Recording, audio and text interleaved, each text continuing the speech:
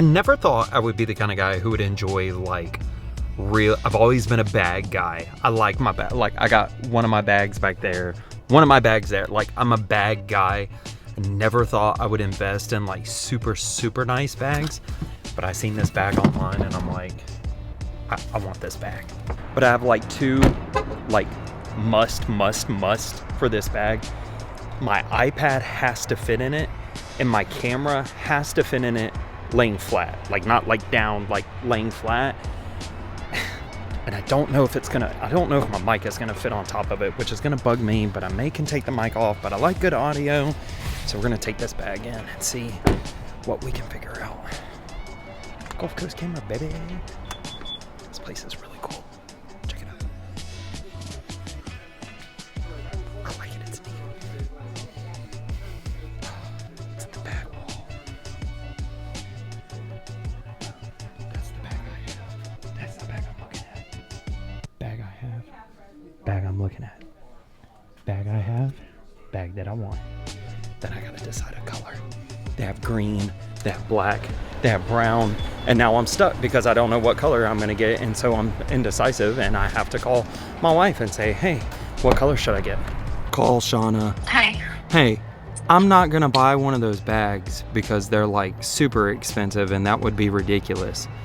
But I have a friend of mine who is gonna buy one and he wants to know what color he should get. I knew it. What are the colors? Isn't there like a brown one? Yeah, it's like a camel tan. I like that one. Yeah, Since you have green in the other one, I like the. Yeah, I have green, but my friend doesn't. So. Okay. All right, I'll tell him. That, I want a deal. What kind of deal? There's something that I want that you're gonna laugh at, but it's a lot cheaper than that bag. You don't even know how much that bag cost. It's okay. I do because I was gonna buy it for you for Christmas and I didn't have extra hundreds of dollars. You're gonna argue with me in front of the mailman? Is that what's going on? The mailman? The mailman just walked by. Oh. Okay, we'll talk about this later, Shauna. Brown. I'm getting brown. I asked for no permission. I don't need no permission. It's my money. I'll spend it how I want. But she gave me permission. I'm getting the brown one. It's my new bag. I'll show you in a minute. Hey, have you seen my new bag? It's pretty sweet. Feels a little bit like a purse.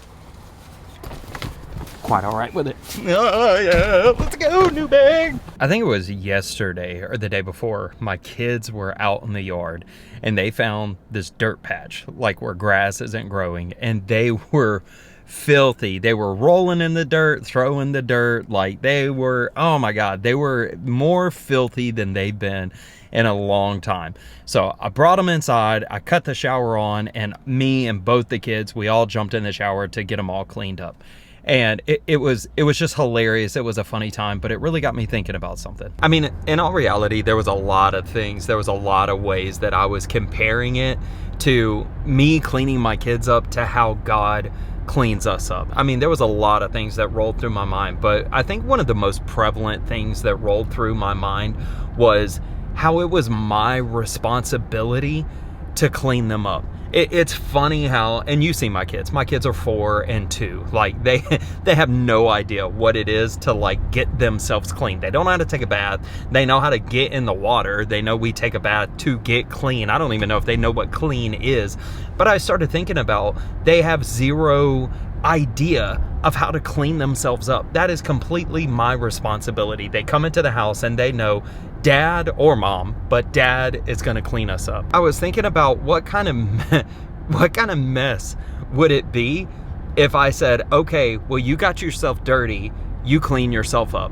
And if they were 18 years old or if they were like grown, that wouldn't be a big deal, but they're not. They're children. And and I hate to be simple, but lately I've been going so back to the simple things of Christ, and it's hitting me so hard at how God never leaves us in our dirt, and how God never says, okay, well, you got yourself into that mess and you're the one who rolled around in the pig pen. It's up to you to get yourself clean. No, he says, listen, it's my responsibility to get myself clean. And I thought about all the times in my life to where I took my cleanness, follow me on this. I'm not talking about physically being clean. I'm talking about spiritually being clean and cleaning up my life and cleaning up my messes. How many times I've taken that responsibility into my own hands, and how crappy of a job that I do trying to get myself clean and keep myself clean, instead of just running up to my father and saying, hey, Dad, I'm dirty. I need you to... Why is it so hard for me to talk about God without crying? Like, Heavenly Father, I feel dirty. Like, I'm dirty. I've been doing things that have made me feel dirty, and I want to be clean. And how much better of a job he can do cleaning me up as opposed to me trying to do it myself. And on top of that, something else I noticed is the time that I took to clean my kids up. And this one I understand may not hit as hard because everything that Christ did on the cross was in the past. So when we accept Christ and the righteousness that we put on, it's hard to think about that as like a time thing, like 5 hours it took me to put on Christ or something like that. The same way you can equate it to I took a long shower. But I think about the time, like what Jesus went through, the process that he went through, and everything that he went through to get us clean. We look at it as the one sacrifice, Jesus' death, burial, and resurrection, and that's where we get our righteousness from, and that's where we are able to get our cleanliness from. But I look at the entire process, how he was willing to humble himself and to come in humanly form, how he was able to be spotless. Like, he went 30-something years being spotless, proven to us what it's like to walk spotless. Not just the cross itself, but living the life as the spotless lamb. And then the whole crucifixion, the road to the cross, and the carrying the cross, and the beatings, and the persecution, and everything that he walked through. He took his time going through the process to clean us up. I just think so many times, being a Christian for such a long time, being raised in church, I just think that sometimes I take for granted the fact that every day his blood continually washes over me, and every day that sacrifice just lives on and on and on in my life. It's the transformation of spirit, but the new mercies and the new forgiveness, and the fact that he sees me different every single day. I just think that sometimes it would benefit us a lot if we would think about not how dirty we are, but how willing he is to clean us up.